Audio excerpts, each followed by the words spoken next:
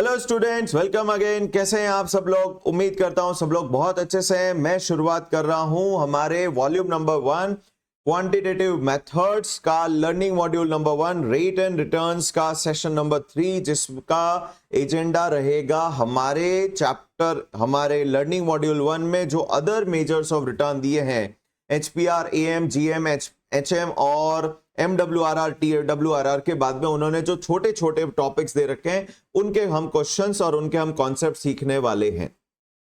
बहुत सारे छोटे छोटे क्वेश्चन दिए और एमसीक्यू के लिए तो ये बढ़िया चॉइस हो जाती है एग्जामिनर के लिए।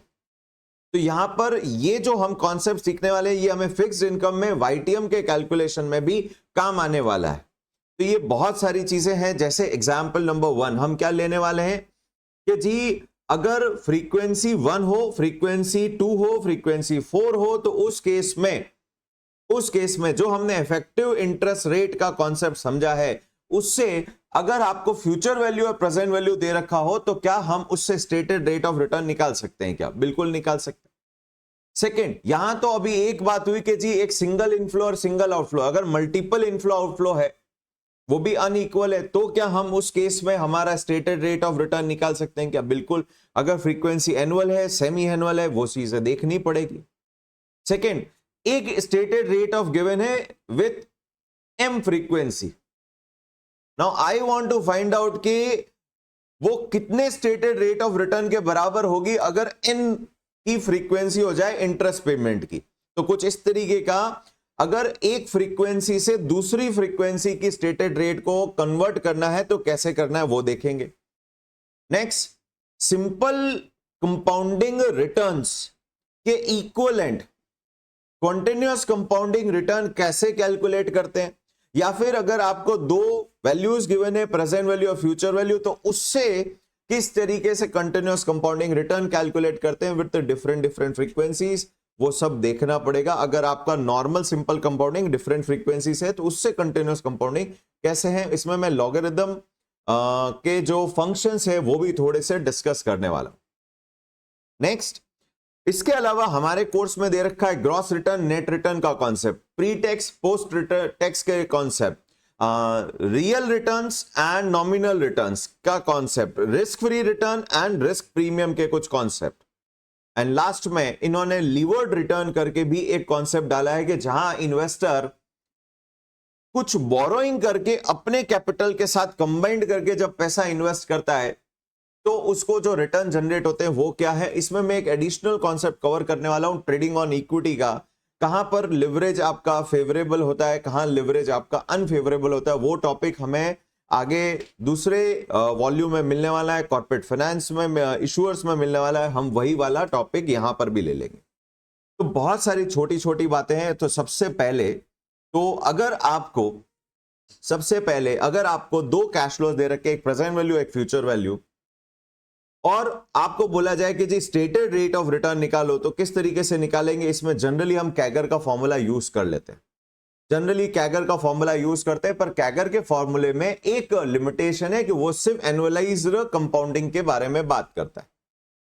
तो अगर एनुअलाइज कंपाउंडिंग नहीं है और सेमी एनुअल, क्वार्टरली कंपाउंडिंग है तो फॉर्मूले कैगर का ही फॉर्मूला यूज करेंगे विद थोड़ा सा मॉडिफिकेशन करेंगे। कैगर का फॉर्मूला होता है FP upon PV power 1/n minus 1 into 100। तो यहां पर क्या हो जाएगा, FP upon PV upon 1 power 1/n into m, frequency multiply होगी, और जिससे जो रेट निकलेगी वो उस पीरियड की रेट होगी rather than annualise CAGR.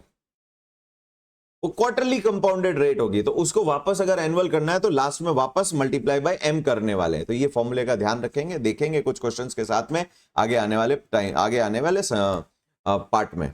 Second, अगर आपको एक फ्रीक्वेंसी की रेट दे रखी है, उसको दूसरी फ्रीक्वेंसी में कन्वर्ट करना है स्टेटेड रेट को, तो उसके लिए क्या फॉर्मूला होगा?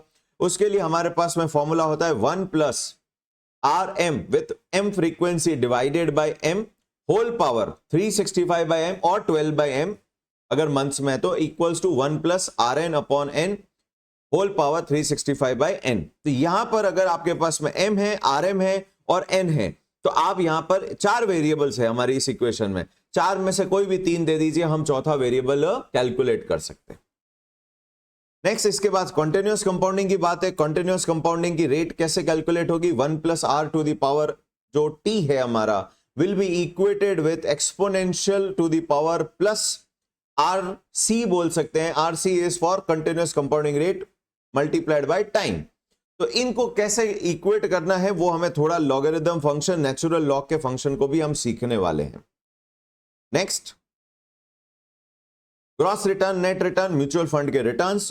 ध्यान रखें, ग्रॉस रिटर्न में फंड मैनेजर जब भी रिटर्न अर्न करता है that is always gross return. But gross return earn करते वक्त कुछ एक्सपेंसेस ऑलरेडी सब्ट्रैक्ट हो चुके हैं। एग्जांपल के तौर पे जब ट्रेडिंग फंड मैनेजर आपका पोर्टफोलियो मैनेजर जो इन्वेस्टमेंट बाय या सेल करता है उसमें जो ट्रेडिंग एक्सपेंस लग चुके होते हैं वो ऑलरेडी उसमें सब्ट्रैक्ट होके जो रिटर्न आता है कैलकुलेट होता है, दैट इज ग्रॉस रिटर्न। तो ग्रॉस रिटर्न में ट्रेडिंग एक्सपेंस ऑलरेडी सब्ट्रैक्ट हो चुके हैं। बट ग्रॉस रिटर्न में फंड मैनेजर की खुद की एसेट मैनेजमेंट फीस, एडमिनिस्ट्रेशन का जो एक्सपेंस है वो एक्सपेंसेस माइनस नहीं होते हैं। अगर आप वो एक्सपेंस भी माइनस कर देंगे that will be called as net return, यानी कि वो रिटर्न जो आप इन्वेस्टर को पे करने वाले। एग्जाम्पल के तौर पे आपने 100 की चीज अगर आपने 116 में सेल करी, 116 में सेल करी तो 16 का आपको प्रॉफिट हुआ, ये ग्रॉस रिटर्न नहीं है। अभी इस 100 की चीज को खरीद के आपने 116 में जो सेल करी है, इस 16 के प्रॉफिट में से आपको पहले ट्रेडिंग एक्सपेंस माइनस करना पड़ेगा। ये जो बाय सेल किया है सिक्योरिटी, उस पे 1 रुपी लेट से एक्सपेंसेस लगे हैं तो वो माइनस करेंगे तो अब आपका आया gross return. Trading expense minus करके जो रिटर्न आता है दैट इज ग्रॉस रिटर्न। तो बन गया जी 15% इज योर ग्रॉस रिटर्न। उसमें से अगर आप asset management expenses, administrative expenses which are not related to your trading activities वो सब्ट्रैक्ट करेंगे, लेट से 2 रुपीज का वो एक्सपेंसेस, तो 15 में से 2 और गया तो अब बचा आपका 13%। 13% is the net return which you will be paying to your investor. Next, अब इन्वेस्टर के हाथ में क्या आता है, इसका मतलब नेट रिटर्न आता है। अब नेट रिटर्न में से फिर से इन्वेस्टर को जब इनकम अर्न होगी तो गवर्नमेंट उनसे क्या लेगी, इनकम टैक्स पे करे लेगी इन टर्म्स ऑफ इधर कैपिटल गेन टैक्स और डिविडेंड इनकम टैक्स। तो यहां पर ये जो 13% नेट रिटर्न आया इन्वेस्टर के लिए, ये प्री टैक्स रिटर्न हो गया। उस पे इन्वेस्टर को क्या पे करना पड़ेगा, टैक्स पे करना पड़ेगा। लेट से इन्वेस्टर का टैक्स इज 10%, तो 13 पे 10% जाएगा, 1.3% गवर्नमेंट को चला जाएगा। बचा कितना जी, 11.7%, that is your investors post tax return. Next आगे बढ़ते। अब ये पोस्ट टैक्स रिटर्न इन्वेस्टर बोलता है कि लो जी हम सब कुछ लेस करके अब हमारे पास 11.7% आया, बट ये 11.7% रियल रिटर्न नहीं है। एक हमने जब स्टार्ट किया था इंटरेस्ट रेट के बारे में डिस्कशन किया तो nominal interest rate is equals to real interest rate plus inflation plus risk premiums.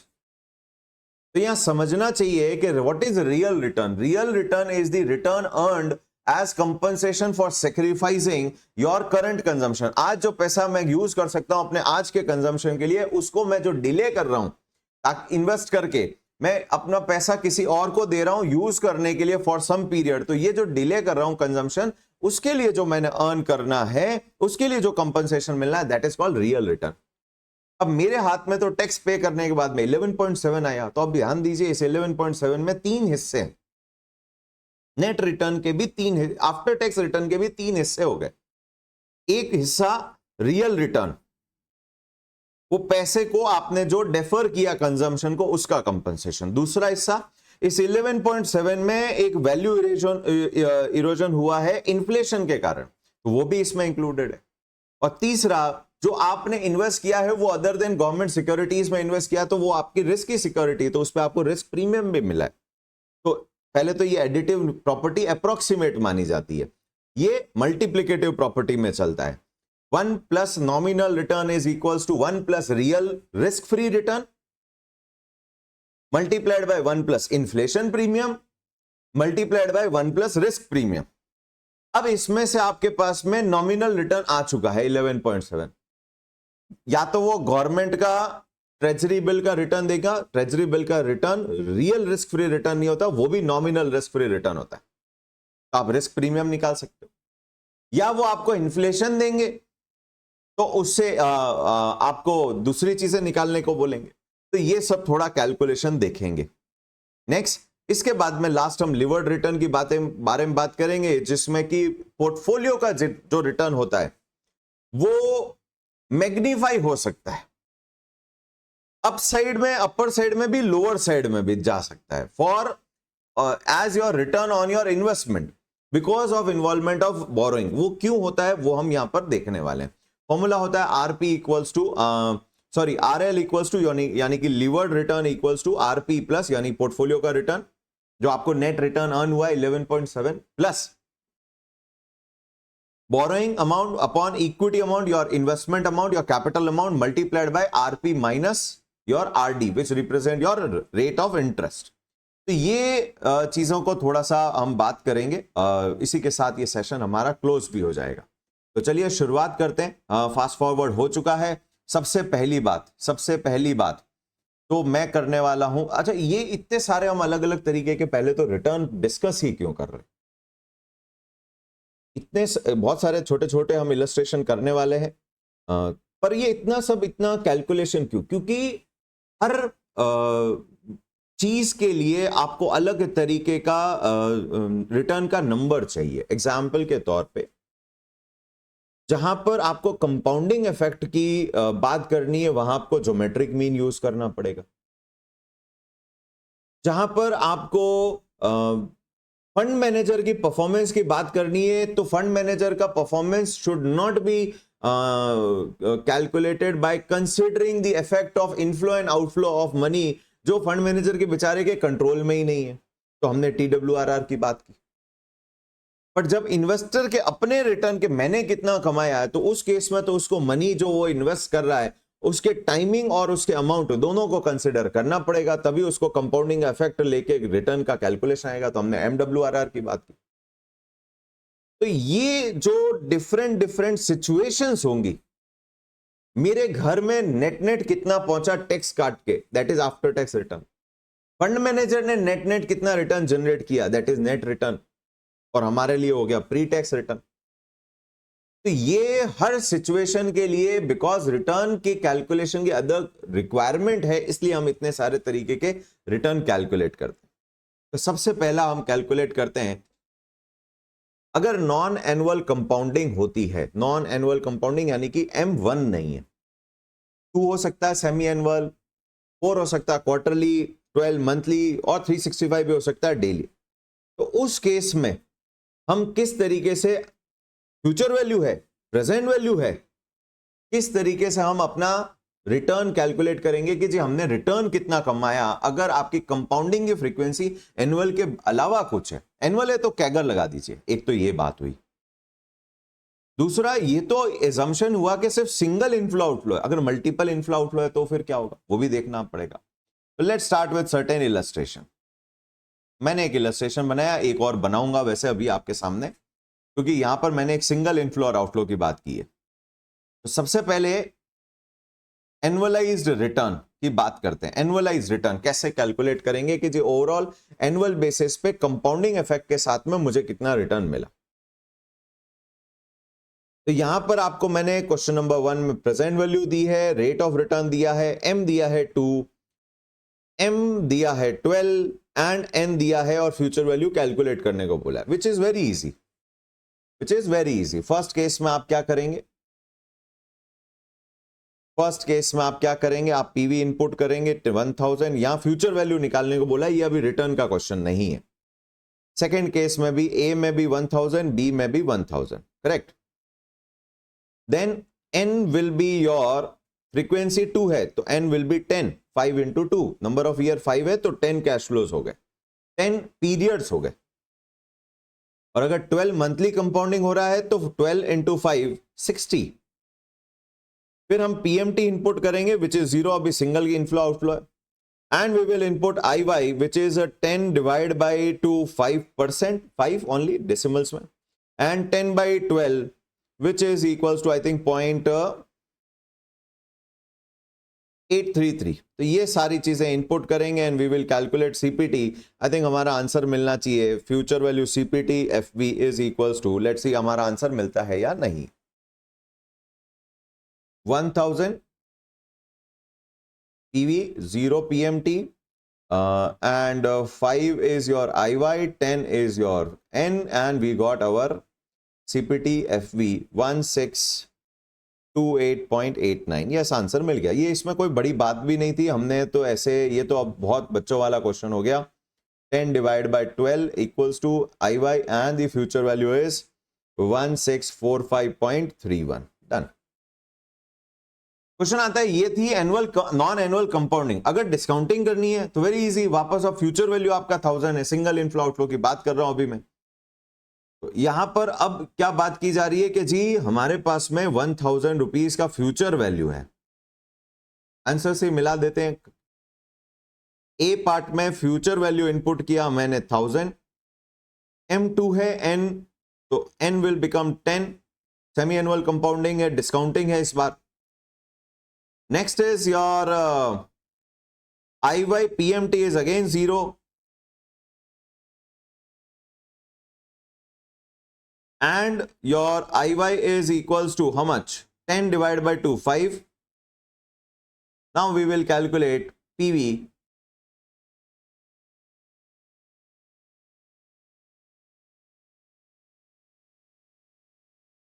$10, 5, 0 and PV 613.91. That's it.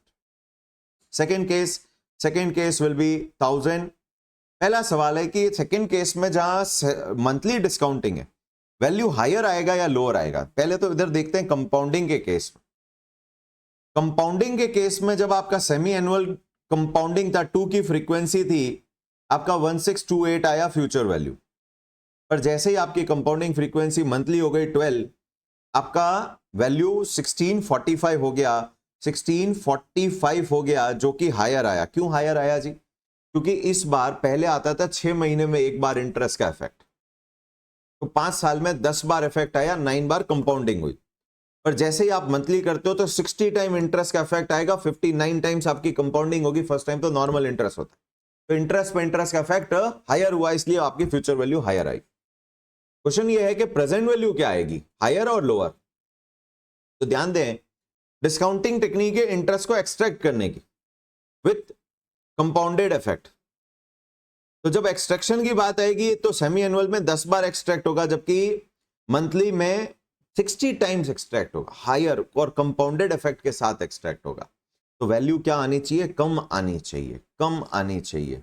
तो it is 60, N is 60, 0.833। Let's check out कि कितना आता है जी। 60.8333, so let's check out what is PV। 607.79 कम हो गया क्योंकि interest ज्यादा extract हो। कंपाउंड करते वक्त जितनी फ्रीक्वेंसी बढ़ेगी उतना आपका इंटरेस्ट का इफेक्ट बढ़ेगा, और डिस्काउंट करते वक्त जितनी फ्रीक्वेंसी बढ़ेगी उतना एक्सट्रैक्शन भी ज्यादा होगा। नेक्स्ट, अब आपको मैंने प्रेजेंट वैल्यू दिया, फ्यूचर वैल्यू दिया। Now I want to calculate what is the per annum return I have earned, but compounding is at 2 or 12। देखो, अगर कंपाउंडिंग 1 होती ना, m इक्वल्स टू 1 होता, तो हम डायरेक्ट कैगर लगा देते। CAGR is equals to FV upon PV power 1/n minus 1 whole multiplied by 100। Very easily calculate हो जाता हमारा 1500 डिवाइड बाई 1000, 1.5 ईयर है, तो YX ब्रैकेट 1 डिवाइड बाई 5 कर देता, तो ये मेरी वैल्यू आ जाती 1.0845 माइनस 1 करते, मल्टीप्लाई बाय 100 करते, we could have got return as 8.4472% per annum, and this is per annum, annualized, compounded annual growth rate. Question ये है कि अगर ये सेमी एनुअल रेट से कंपाउंड कर रहा है तो उस केस में मेरी पर एनम रेट क्या होगी? उस केस में पर एनम रेट क्या होगी? बहुत इजी है कैलकुलेट करना। पहले तो फॉर्मूला समझते हैं, इसका फॉर्मूला कैसे बना। तो यहां पर फॉर्मूला कोई बहुत भारी चीज नहीं थी जो बनाया है हमने। It is 1 plus FV is equals to PV CAGR के ही फॉर्मूले को यूज कर रहे हैं, 1 plus capital R S your stated rate upon M whole power N multiplied by M, rate M से डिवाइड हो जाएगी और टाइम एम से मल्टीप्लाई हो जाएगा. This is the formula for compound interest in case of semi annual frequency और other than annual frequency. आई से तो अगर मेरे को इसको रीअरेंज करना है तो I say 1 plus R S over M whole power m multiplied by n fv upon pv. This is equals to rs is equals to I'll say fv upon pv. Power उस side जाएगी तो 1 by power हो जाएगी n into M. 1 plus उस side जाएगा -1 whole multiplied by percentage निकालना है तो इंटू 100 एंड m भी राइट साइड में जाएगा जो कि rs के डिवीजन में है तो आपको अलग से मल्टीप्लाई बाय m करना पड़ेगा. तो ये हो गया जी हमारा एक नया फॉर्मूला कैगर का ही अल्टरनेट. अगर आपकी कंपाउंडिंग फ्रीक्वेंसी क्वेश्चन बोलते कि जी सेमी एनुअल है, ये कहां काम आएगा? ये हमारे फिक्स्ड इनकम के चैप्टर में काम आएगा जहां जीरो कूपन बॉन्ड है. रीजन बीइंग जीरो कूपन में वो बोलेंगे there is no periodicity. Periodicity क्या मतलब है? कि इंटरेस्ट की फ्रीक्वेंसी नहीं है. क्यों फ्रीक्वेंसी नहीं है? जीरो कूपन का मतलब ही होता है कि कूपन नहीं है, there is no interest payment. Face value से डिस्काउंट पे इशू होगा, फेस वैल्यू पे रिडीम हो जाएगा. तो उस केस में आप कंपाउंडिंग क्या मानोगे? उस केस में आप कंपाउंडिंग एनुअल भी मान सकते हो, सेमी एनुअल भी मान सकते हो. इनफैक्ट क्वेश्चन आपको बोलेगा कि सेमी एनुअल फ्रीक्वेंसी के साथ में जीरो कूपन पीरियोडिसिटी, वो पीरियोडिसिटी बोलते हैं उसको वहां पे, सेमी एनुअल पीरियोडिसिटी के साथ में जीरो कूपन का आप यील्ड कैलकुलेट करिए तो फिर ये वाला फॉर्मूला लगेगा. तो बढ़ाता हूं आगे. कैगर जैसा ही फॉर्मूला है, बस अब वो फ्रीक्वेंसी का थोड़ा चेंज आया. अब क्वेश्चन ये है, हाँ अब इसमें क्वेश्चन और एक बनता है कि जी एनुअल जब कंपाउंडिंग थी तो हमारी कैगर आ गई 8.4472, पर अगर सेमी एनुअल कंपाउंडिंग है तो रेट क्या आएगी? तो चलो मैंने आंसर दे दिए हैं, 8.276 कम आएगी. क्यों आएगी? क्योंकि जब सेमी एनुअल कंपाउंडिंग होगी तो इंटरेस्ट पे इंटरेस्ट की लोडिंग ज्यादा होगी, कास्केडिंग इफेक्ट ज्यादा आएगा. तो फिर कम एनुअल रेट से भी क्या हो जाएगा? आपका ओवरऑल फ्यूचर वैल्यू अर्न हो जाएगा, अचीव हो जाएगा, क्योंकि वहां पर 8.4472% का आपको रिटर्न मिल रहा है साल का. यहां पर 8.276 नहीं मिल रहा है, वो डिवाइड बाय 2 करके साल में 2 बार मिल रहा है. वो इफेक्टिवली 8.4472 ही बन जाएगा. इफेक्टिव इंटरेस्ट रेट कैलकुलेट करिए इसका, वो आपको 8.4472 ही मिल जाएगा. करके ही देख लेते हैं ना. 8.276 1 plus 0.08 divide by 2 whole power square -1 into 100. ये हमारा इफेक्टिव रेट ऑफ रिटर्न का फॉर्मूला था. इफेक्टिव इंटरेस्ट रेट का फॉर्मूला हमने टाइम वैल्यू ऑफ मनी में सीखा. Effective interest rate is equals to 1 plus capital I upon M या R upon M whole power m -1 into 100. Check करिए क्या ये हमारी 8.4472 ही होती है क्या? 0.08276 divide by 2 plus 1 equals to square लीजिए जी, -1 multiplied by 100 is equals to 8.4472. 8.4472. Of course कम रेट से भी डिस्काउंट करोगे तो कंपाउंडिंग इफेक्ट के कारण आपको एनुअल रिटर्न क्या हो जाएंगे? हायर आ जाएंगे. तो इसीलिए रेट 8.44 जितनी फ्रीक्वेंसी घटाते जाओगे उतना ही आपका रिस्टेटेड रेट भी कम सॉरी जितनी फ्रीक्वेंसी बढ़ाते जाओगे उतनी ही आपकी रिस्टेटेड रेट क्या होती जाएगी? कम होती जाएगी. कैलकुलेट कैसे करेंगे? वी हैव फॉर्मूला, फॉर्मूले से ही करना पड़ेगा. या फिर यहां पर आप क्या कर सकते हैं? पहले एक बार फ्यूचर वैल्यू इनपुट कर दीजिए. ए future value 1500, PV negative input करना पड़ेगा 1000. इनफ्लो आउटफ्लो मोड है.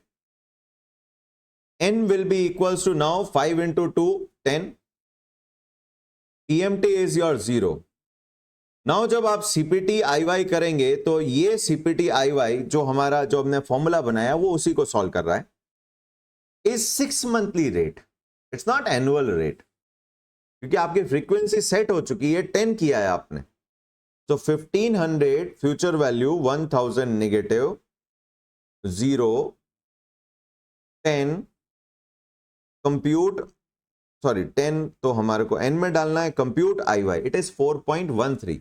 ये जो 4.1380 आया है ये 6 मंथ की रेट है, स्मॉल आर है।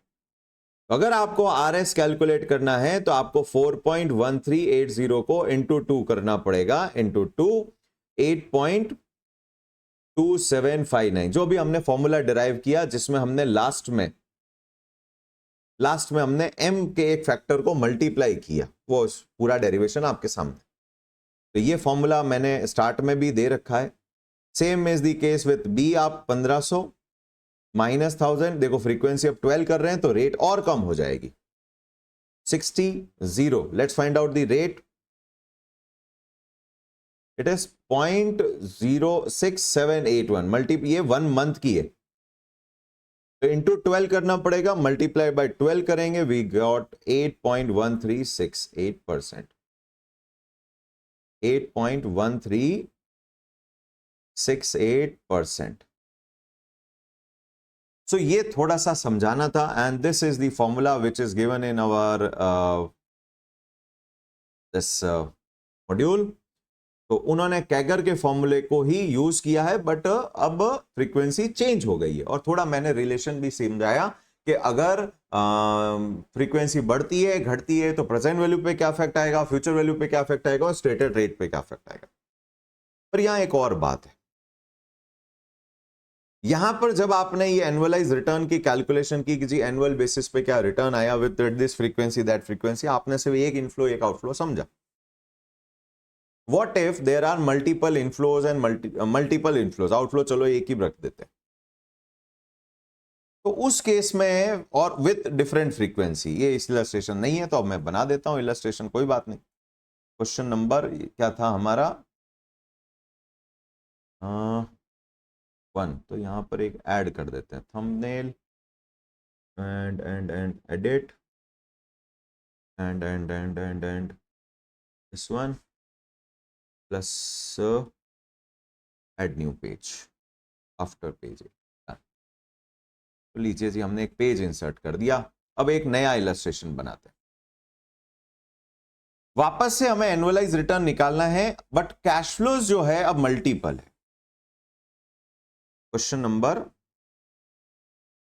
3, question number 1A 1B, multiple cash flows है, अभी फ्रीक्वेंसी एनुअल ही है, तो फिर वो फॉर्मूला नहीं लगेगा अब, क्योंकि वो फॉर्मूले में तो सिर्फ एफपी और पीवी था। T0 पे 10,000 पे किया, T1 पे आपको 2000 रिसीव हुआ, 2000, T2 पे आपको 20,000 रिसीव हुआ, एंड T3 पे आपको 5,000 रिसीव हुआ। Now I want to find out what is my RS stated rate in this. Very easily calculate कर सकते हैं, nothing but else your IRR, internal rate of return. इसके अंदर let's say this is your CF1, this is your CF2, this is your CF3। So these inflows, positive values 2000, 20,000, 5,000 are inclusive of return for their respective time. Let the return is equals to let return percentage for the period is small r, जो कि annually है यहां पर। तो I can say 2000 is equals to some value of principal plus multiplied by multiplication 1 plus r to the power 1, correct? So P1 is equals to 2000 divided by 1 plus r। हम क्या कर रहे हैं, इस 2000 को स्प्लिट कर रहे हैं कि जो हमने 10,000 इन्वेस्ट किया है उसका कुछ हिस्सा प्रिंसिपल आ गया प्लस अपने 1 साल के इंटरेस्ट के साथ में, रिटर्न के साथ में। 20,000 2 साल पे आया, CF1, ये CF2 था, इसमें भी कुछ पार्ट प्रिंसिपल का आया प्लस कुछ पार्ट रिटर्न का आया 1 प्लस आर स्क्वायर। मुझे भी नहीं पता क्या रिटर्न आने वाला, तो आई कैन से प्रिंसिपल का जो हिस्सा आया that is 20,000 divide by 1 plus R की पावर स्क्वायर। एंड CF3, ये हम बिल्कुल IRR का ही वैल्यूएशन टेक्निक कर रहे हैं, जो टाइम वैल्यू का हमें कॉर्पोरेट फाइनेंस, इशूअर और फिक्स्ड इनकम सब जगह काम आएगा। Multiplied by 1 plus R to the power 3, P3 5000 divided by 1 plus R की पावर क्यूब. सो अब ये और कुछ नहीं, हमने डिस्काउंटिंग कर दी, रेस्पेक्टिव पीरियड के हिसाब से आर को डिस्काउंट करके निकाल लिया, एक्सट्रैक्ट कर दिया. सो I can say my whole principal is equals to P1 plus P2 plus P3. जो इन्वेस्ट किया और जो वापस आया वो प्रिंसिपल को सम अप कर दीजिए तो वो जो इन्वेस्ट किया उसके बराबर ही होगा. This is called as internal rate of return, IRR. What return this investment is having inbuilt into it. Can we calculate this? 10,000. So I can say this is CF0 negative, which is a negative cash flow actually, plus CF1 upon 1 plus R power 1, CF2 1 plus R to the power 2 plus CF3 upon 1 plus R to the power 3 is equals to 0. Yes, we can calculate by using cash flow keys. Second CF, second CF, second clear. Done. Clear हो गया. CF1, CF0 will input how much? 10,000. Negative. 2,000 C01, 2,000. Single frequency. 20,000 CA2 single frequency, and the last one was 5,000. Just press IRR and CPT. We got R equals to, which is also RS equals to 62.25% per annum. Very easy. But what if there is a semi-annual cash flows? Question 1C. We will get these type of questions in fixed income, corporate issuer. T0, I have invested 10,000. Now I am getting at 6 month time. This is now semi-annual series. M is equals to 2. This is annual series. At T1 time, which is 6 month actually, because this is a semi-annual series presentation. We got 5,000, or let's keep the values small, 2,000. T2 1 year end, we got 3,000. T3 we got 4,000. T4 we got 5,000. T5 we got 6,000. Now what is the rate inbuilt into this? Let the rate is R, so it is minus 10,000 plus 2,000 divided by 1 plus R, and this R is now half yearly return. 3,000 divided by 1 plus R square, so on. 6,000 divided by 1 plus R to the power 5 is equals to 0. We can calculate IRR. IRR, this will be small r, not capital R now. Second CF, second clear. So CF is 10,000 negative. Next, 2,000, frequency 1, 3,000, frequency 1, 4,000, frequency 1, 5,000, frequency 1, and 6,000. Compute IRR. 23.2919%. But this is a 6-month rate. This is not your annual return. अगर आपको RS करना है, what you have to do, 23.2919 multiplied by 12 upon 6, that is into 2. Your annual return are 46.5839% per annum. So this 46.58 is your annual return, but not on annual compounding, on a semi-annual compounding. So हम लोगों ने annualise return calculate करना सीखा with single inflow outflow and multiple inflow and outflows. तो hopefully सभी को समझ में आया.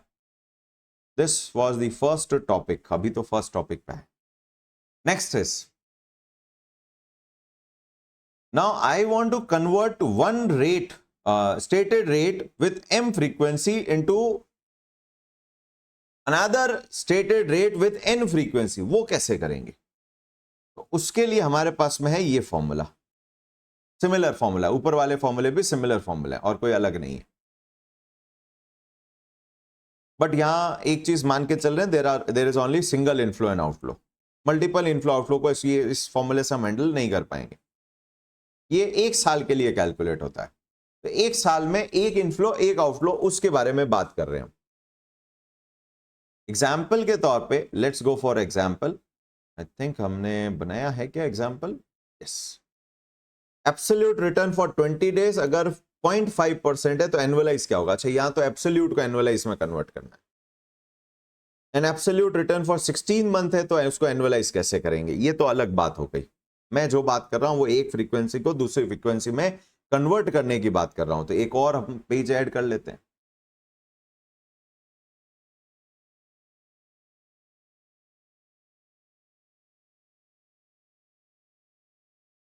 ये तो गलत हो गया, यहां पर हमें ऐड करना है ब्लैंक पेज। ऐड।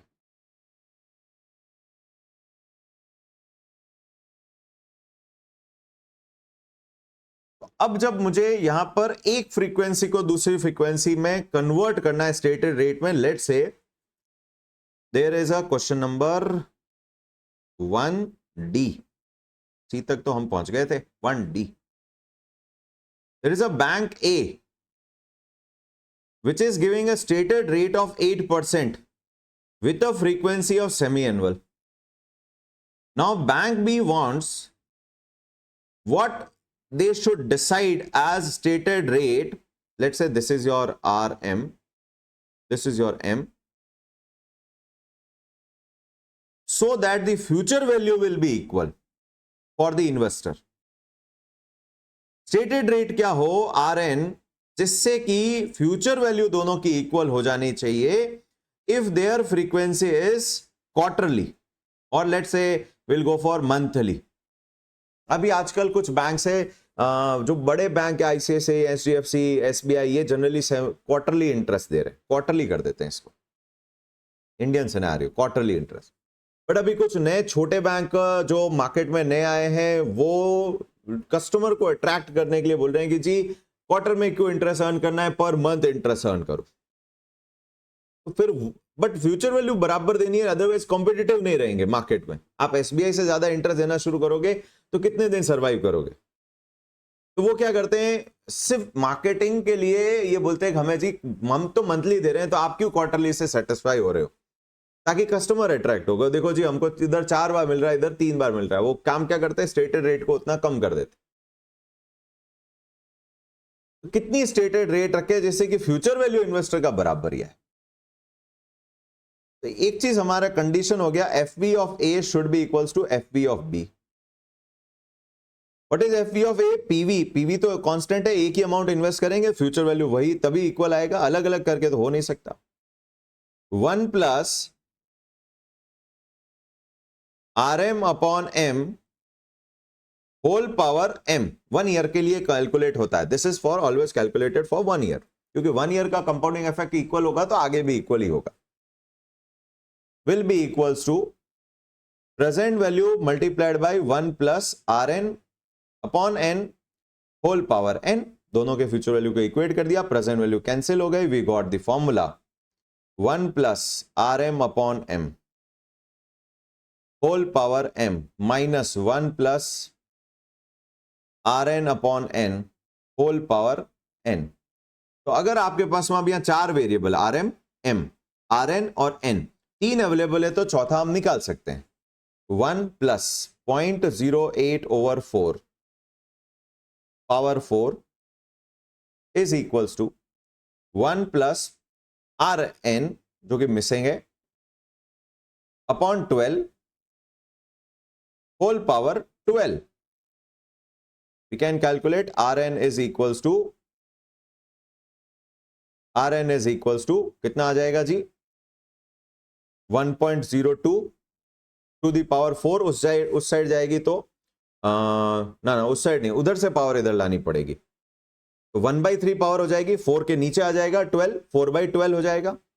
YX 1/3 -1 इस साइड आएगा, -1 12 मल्टीप्लीकेशन में जाएगा इंटू 12 और परसेंट में करना है तो इंटू 100।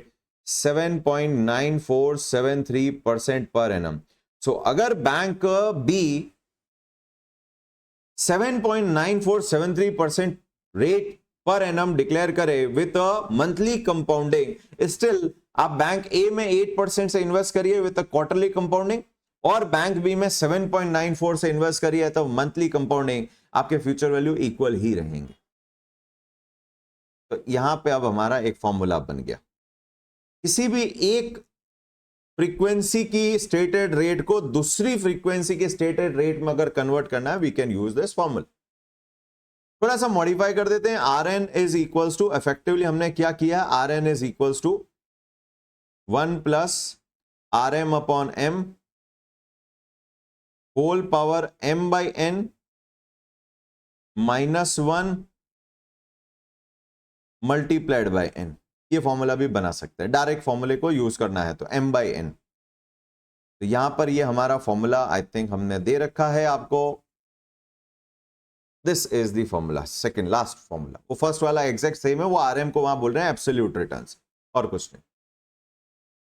नेक्स्ट, अगर आपको एक पीरियड का एब्सोल्यूट रिटर्न दिया हुआ है, नाउ अब वो आपसे चाहते हैं कि कोई एनुअल रिटर्न कैलकुलेट करिए, जैसा मैंने कुछ इलस्ट्रेशन दे रखा है, कुछ इलस्ट्रेशंस दे रखे हैं।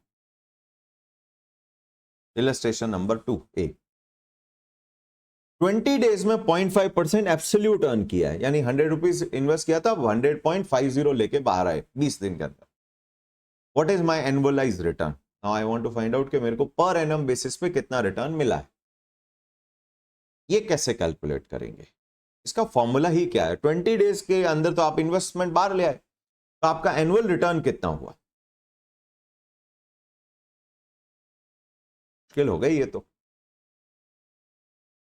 हमारे पास में एब्सोल्यूट रिटर्न है और अब हमें एनुअलाइज रिटर्न निकालना है।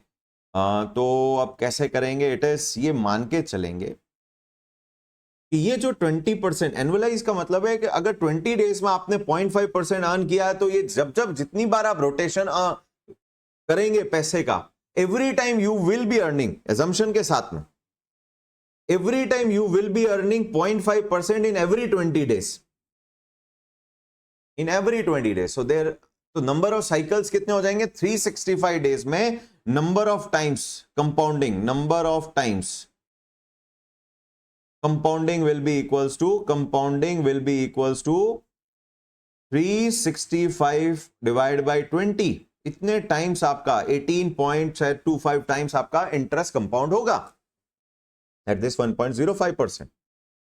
तो अगर मुझे एनुअल रिटर्न कैलकुलेट करना है, if I want to calculate annual returns, तो मुझे कैसे कैलकुलेट करना चाहिए? Now I have frequency, I have rate, present value और फ्यूचर वैल्यू ही तो नहीं है। So if I have future value is equals to 1 plus PV 1 plus RS upon my frequency, number of times जितनी बार हम compound कर रहे हैं, n whole power 365 by n। सही किया क्या मैंने? नहीं, ये सही नहीं है।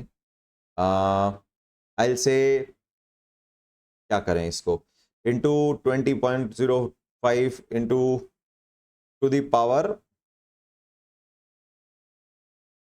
1 प्लस स्मॉल r हमें गिवन है पावर 365 अपॉन n।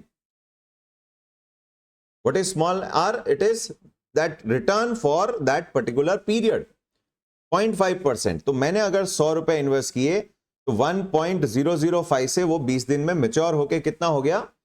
100.50। एंड ये रोटेशन मुझे कितनी बार मिलेगा? 18.25 times, 18.25 time. How I have calculated 365 upon 20 will be equals to my future value. तो अगर मुझे अपना ओवरऑल रिटर्न कैलकुलेट करना है, overall return for the period is equals to future value minus present value upon present value into 100 power into 100. This is equals to present value 1 plus small r to the power 365 by n minus present value whole upon present value into 100. मैंने future value को expand कर दिया, ये तो effective rate जैसा ही कुछ काम कर रहे हैं हम। पीवी कॉमन लेके बाहर निकाल लेंगे, कैंसिल आउट हो जाएगा, it will be 1 plus small R to the power 365 over N minus 1 into 100। तो इन्होंने इसको लिए सिंबल लिखा है compounding frequency C symbol use किया है, तो इन्होंने फाइनली आंसर दिया 1 plus R to the power C minus 1 into 100। This is their stated rate for the year. What is C? C is your 365 divided by C is your 365 divided by N, your number of days. और अगर ये months में है तो 12 by number of months. 1 plus small r power C whole power C minus 1.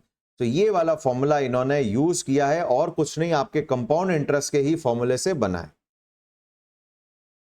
It is your C, the number of periods in a year, जितनी बार आपको interest मिलेगा, 365 days divided by 20, 18.525 times. 365 divided by 20 is equals to 18.25 times. Yes. R annual equals to, तो हमारे case में क्या हो जाएगा? हमारे केस में R annual equals to 1 plus small r 0.005 decimals में to the power 365 by 20 minus 1 whole multiplied by 100. That is equals to 1.005 yx 18.25 minus 1 multiplied by 100. So it is 9.5294% per annum. This is the compounded return you will get अगर आपके हर 20 दिन में 0.5 का earn होता है आपका return. Next case, अब मुझे बोला 16 मंथ्स में 16% रिटर्न मिला, तो ऐसा नहीं कि 12 महीने में 12% मिला, कंपाउंडिंग इफेक्ट ले लेगा। आर एनुअल, ये फॉर्मूला वहां पर भी लग जाएगा। अगर आपको एब्सोल्यूट रिटर्न मिला है तो 1 plus 0.16 to the power, months में है तो 12 by 16, 12 by n, the frequency period, minus 1 into 100. Let's see what is the value. 1.16 yx bracket 12 divided by 16 bracket close equals to this into minus 1 into 100.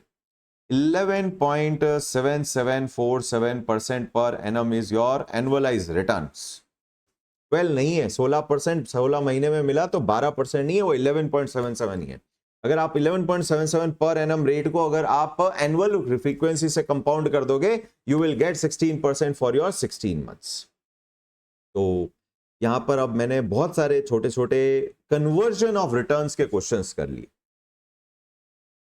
Single inflow outflow with multiple frequency, तो आपको क्या करना है, आपको अपना I calculate करना है routine तरीके से, उसको इनटू फ्रीक्वेंसी कर दीजिए, आपका annual return, stated return calculate हो जाएगा थर्ड पार्ट में जो हमने किया। अगर आपको एब्सोल्यूट पीरियड का रिटर्न दे रखा है तो आपको क्या करना है, 1 plus absolute return to the whole power C use करना है, एंड C इज योर 12 और 365 एज द केस में be divided by your period of that return, -1 into 100। अगर मल्टीपल कैश फ्लो है, एनुअल कैश फ्लोज है, आप direct IRR calculate करिए, that is your stated returns. But अगर semi annual returns cash flows हैं तो आप IRR कैलकुलेट करिए मल्टीपल कैश फ्लो के केस में, और उसको वापस मल्टीप्लाई बाय फ्रीक्वेंसी करिए, तो ये आपका स्टेटेड रिटर्न्स आएगा। लास्ट, एक फ्रीक्वेंसी के रिटर्न को दूसरी फ्रीक्वेंसी के रिटर्न में कन्वर्ट करना बड़ा आसान। 1 plus RM upon M whole power M should be equals to 1 plus RN upon N whole power N। तो यहां तक हमारा काम कंप्लीट हो गया। तो अब हमारा ये हुआ जी first topic complete. First topic is over. Next topic, अब continuous compounded returns. Continuous compounded returns, what is continuous compounded return, ये एक और सोचने की बात है। अभी तक जो आपने ऊपर ये जो रिटर्न कैलकुलेट किए, कंपाउंड रिटर्न के फॉर्मूले किए, FB equals to PV into 1 plus small r power n, यहां पर फ्रीक्वेंसी 1 थी, एनुअल 2 थी, सेमी एनुअल 4 थी, quarter, these are discrete frequencies. What if आपकी कंपाउंडिंग इनफाइनाइट टाइम्स हो एक ही पीरियड के अंदर, तो आपका रिटर्न डिवाइड बाय इनफाइनाइट हो जाएगा और पावर मल्टीप्लाई बाय इनफाइनाइट हो जाएगी। तो ये जो आपका कंपाउंड इंटरेस्ट का फॉर्मूला है, F B equals to P V 1 plus R which is R upon infinite हो जाएगा, और एन मल्टीप्लाइड बाय इनफाइनाइट, ये तो इनफाइनाइट पहुंच जाएगा। इनफैक्ट पता नहीं क्या ही आएगा। तो ये ऐसे केस में they are going to use exponential function. अभी एक्सपोनेंशियल क्या है? Exponential function is inverse function of natural logarithm. अब ये नेचुरल लॉग क्या है और एक्सपोनेंशियल क्या है वो थोड़ा सीख लेते हैं, समझ लेते हैं। मैंने यहां पर क्वेश्चन नंबर 3 बनाया है, बट उससे पहले अपन एक और पेज इंसर्ट कर देते हैं। हमने edit before this, after this I need one more page. Okay, done.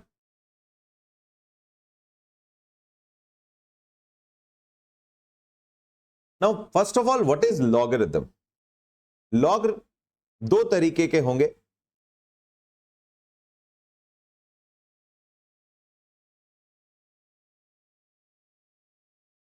I think first is called as common log.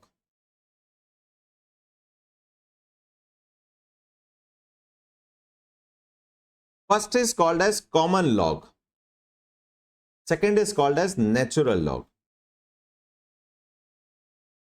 Common log is represented as log of your x base 10 and natural log is represented as ln x. ln x. अब ये है क्या? तो ध्यान दीजिएगा, log का function क्या है? If we say 2 to the power 3 is equals to 8, so अगर आप log of 8 कैलकुलेट करते हो with a base of 2, you will get 3। You will get 3। तो यहां पर ये आपको एक ऐसा फंक्शन है जो आपको पावर कैलकुलेट करके देता है बेस के लिए। तो अगर मुझे log ऑफ 100 कैलकुलेट करना है with a base of 10, it is 2, 10 to the power 2 is 100। If I want to calculate log of 1 million as a base of 10, it's 6। ये सारी चीजें कॉमन लॉग कहलाता है। ये हमारे कोर्स में नहीं है, हमारे कोर्स में नेचुरल लॉग। तो नेचुरल लॉग का बेस क्या बनता है? ln। ln का बेस होता है जी log to the base of e। What is e? e की कैलकुलेशन करनी है अगर 1 सेकेंड, e की वैल्यू होती है 2.7183। तो it is actually log of base 2.7183, उसकी power, that is your ln x। तो हम 2.7183 की पावर कैलकुलेट कर रहे हैं एक तरीके से। ये यूज कहां आती है? ये एक लंबी सीरीज है जो हमारे कंटिन्यूअस कंपाउंडिंग में हमें हेल्प करती है। Effectively log and E R inverse function, यानी जिस चीज का आप स्क्वायर करते हो, अगर स्क्वायर रूट करते हो तो वापस, अगर एक्स का स्क्वायर करके उसका स्क्वायर रूट करोगे तो वापस एक्स आ जाएगा। उसी तरीके से natural log and exponential function एक दूसरे के क्या है? इनवर्स। अच्छा, लॉग की कुछ प्रॉपर्टीज भी है। लॉग की प्रॉपर्टी ऐसा है जी, log of A to the power B is equals to B multiplied by log of A. कुछ ऐसी चीजें भी हमें ध्यान होनी चाहिए। तो अब नेचुरल लॉग कहां काम आता है? इट्स बेसिकली जब आप सिंपल कंपाउंडिंग करते हैं। सिंपल कंपाउंडिंग का हमारा रूल है future value is equals to present value 1 plus small R to the power small N, frequency का इफेक्ट लेके। कॉन्टिन्यूअस कंपाउंडिंग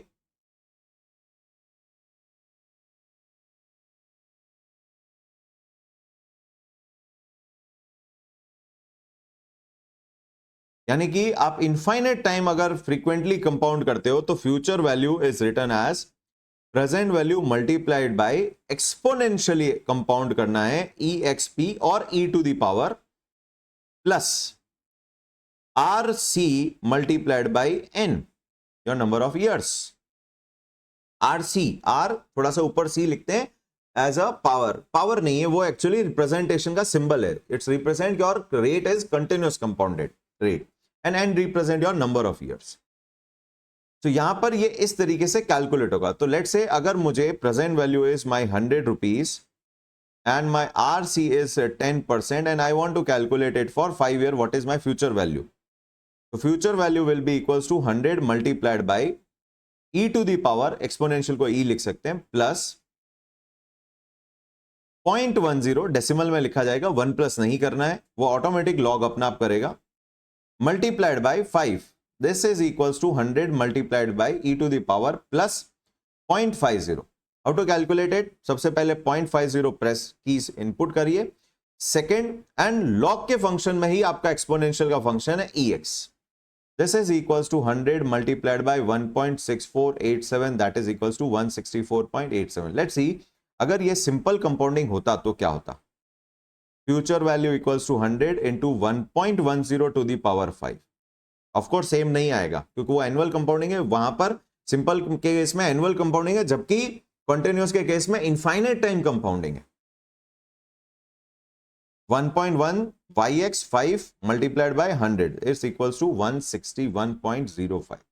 सेमी एनुअल होता तो m equals to 1 है तो m equals to 2 है तो 100 into 1.05 to the power 10, 1.05 yx 10, 162.89. So continuous compounding जब infinite time compounding हो गई within this period, तो that become 164.87. हायर वैल्यू आना भी चाहिए.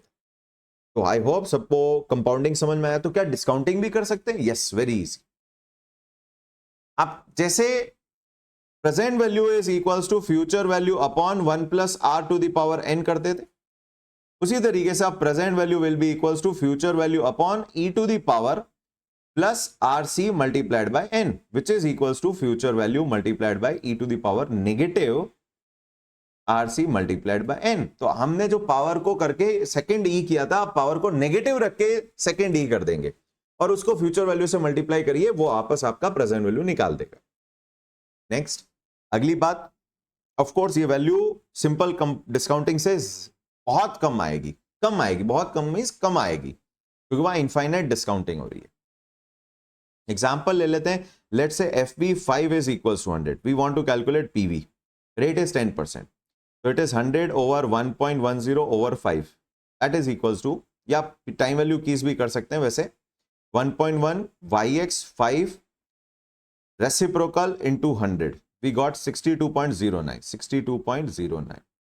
Here it is PV0 will be equals to 100 multiplied by e to the power negative 0.10 multiplied by 5. 100 into e to the power negative 0.50 is equals to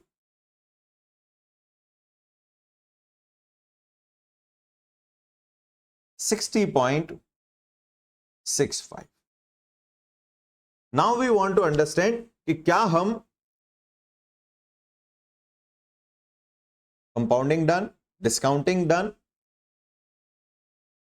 now we want to understand क्या हम एक annual frequency की rate को या semi annual frequency की rate को continuous compounding में भी कन्वर्ट कर सकते हैं क्या? Can we convert that? Yes. How to convert the simple compounding return into equivalent continuous compounding return, into equivalent continuous compounding return. How to calculate that?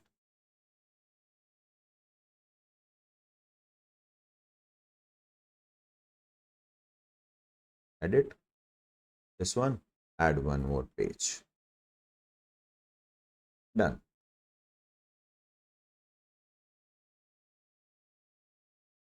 So now I have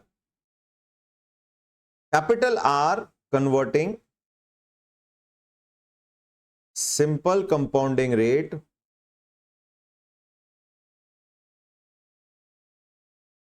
into equivalent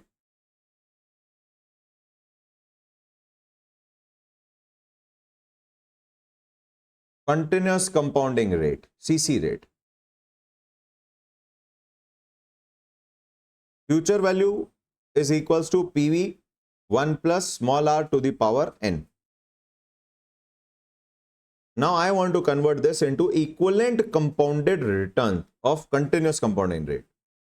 So it is equals to PV multiplied by e to the power plus RC multiplied by n. Future value should come same with both type of compounding. So PV 1 plus capital RC, capital RS stated rate upon M for power 1 year. Let's calculate it for 1 year, or let's calculate it for number of years, into M should be equals to PV multiplied by e to the power plus RC, which is always annual rate, into N. PV and PV got cancelled out. So 1 plus RS upon M whole power N multiplied by M is equals to e to the power plus RC multiplied by N. Now, how to calculate RC? Take natural log of both sides. Apply function natural log of on both sides. So it will be log of 1 plus RS upon M whole power M multiplied by N is equals to ln, not log, we'll say ln, natural log of e to the power RC into N. And we know that natural log and exponential are inverse function. They will cancel out each other. Square root and square will cancel out. The only value will be remaining is RC multiplied by N. And here it is ln 1 plus RS upon M whole power. And now power. So power will go before ln, because अभी हमने एक property की बात की थी, log of a power b is equals to b multiplied by log of a. So we got power हमारी आगे आ गई है. Power is n multiplied by n multiplied by natural log. Log की प्रॉपर्टी होती है, प्रॉपर्टी की हम यहाँ बात नहीं करेंगे. प्रॉपर्टी बेसिकली स्कूल्स में सिखा देते हैं, तो हम उसको यूज कर रहे हैं. एक ही प्रॉपर्टी को यूज कर रहे हैं. Now we got n and n got cancelled. So very easy. So RC is equals to, take natural log of your 1 plus RS divided by frequency and multiply it with M. This is your continuous compounded rate calculation from your simple return. So let's say RS is equals to 10% and M is equals to, let's say, 1. What will be your RC? RC will be ln 1.10. 0.10 divided by 1 is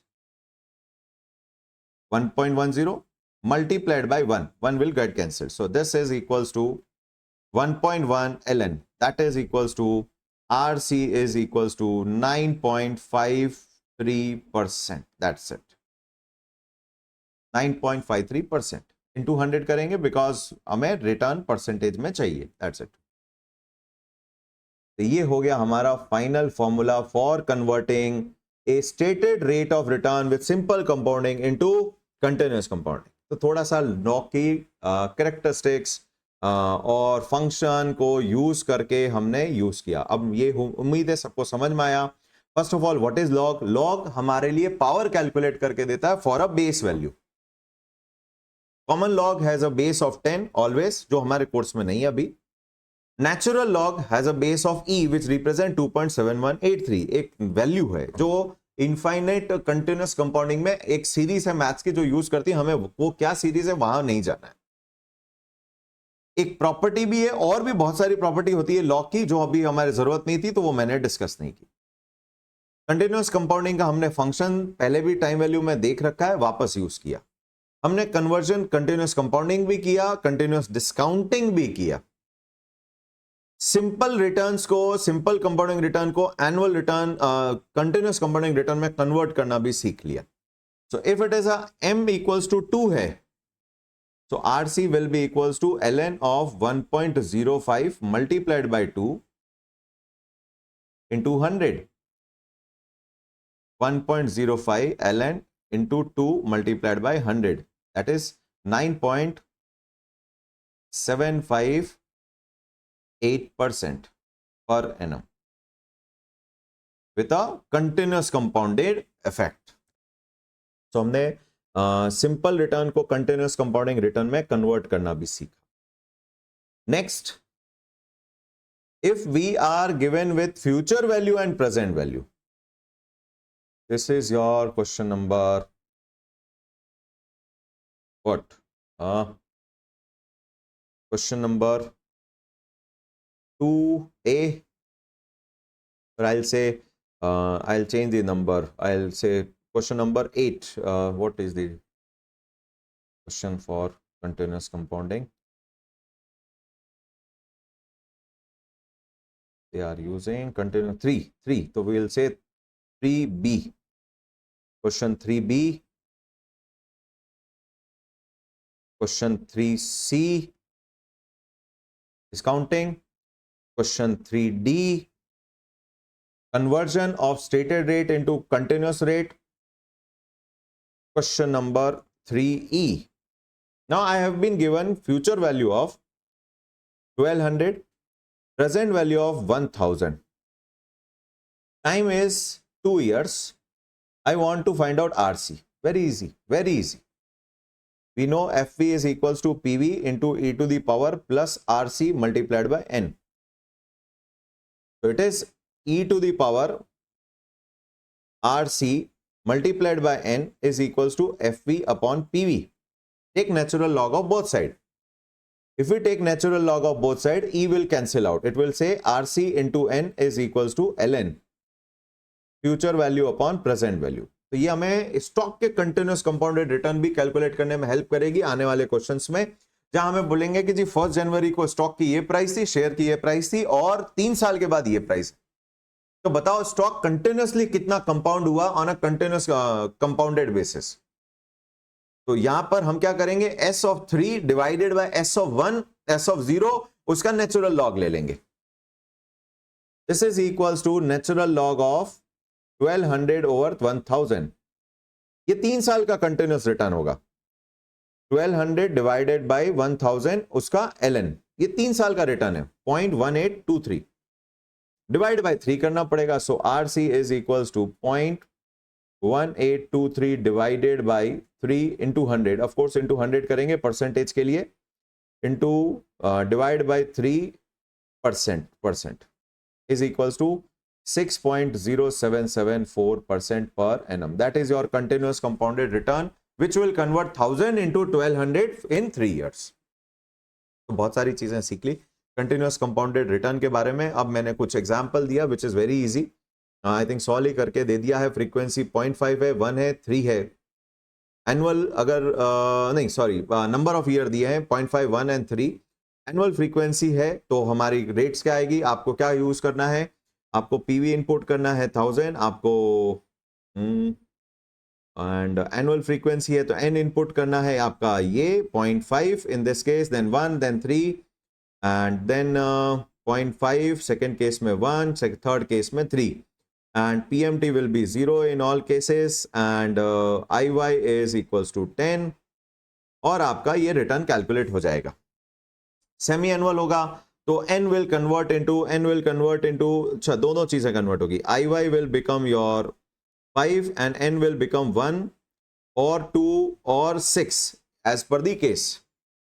but continuous compounded में आपका return 0.10 ही रहेगा multiplied by your time in terms of year. तो half year है तो 0.5, 1 year है तो 1 and 3 है तो 3 and you will get the maturity value. और हमें समझ में आया कंटिन्यूअस कंपाउंडेड में फ्यूचर वैल्यू हर केस में हायर ही आएगी सिंपल कंपाउंडिंग से with any frequency for a given period of time.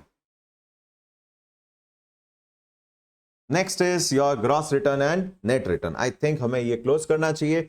हम नेक्स्ट सेशन में gross return, net return, real returns and pre tax, post tax return and levered return के बारे में 4 चीजों के बारे में और बात करेंगे. तो यहाँ पर हमारा ये सेशन होता है क्लोज. ये प्रॉपर्टी हम लास्ट में जब हम आगे पढ़ेंगे शायद डेरिवेटिव्स वगैरह में, वहां पर हम ये प्रॉपर्टी को देखेंगे. अभी तो हमारा काम हो चुका है आरसी कैलकुलेट करने का, future value and present value calculate करने का हमारा काम हो चुका है.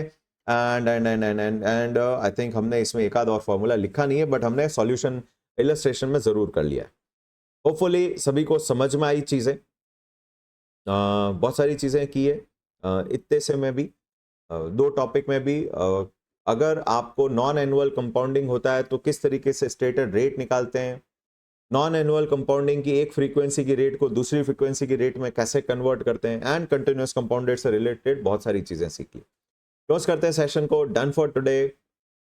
Thank you so much. Next session में मैं लेने वाला हूं बाकी के बचे हुए रिटर्न्स, तो उसके साथ में ही हमारा मॉड्यूल खत्म हो जाएगा, लर्निंग मॉड्यूल खत्म हो जाएगा। Thank you so much, take care.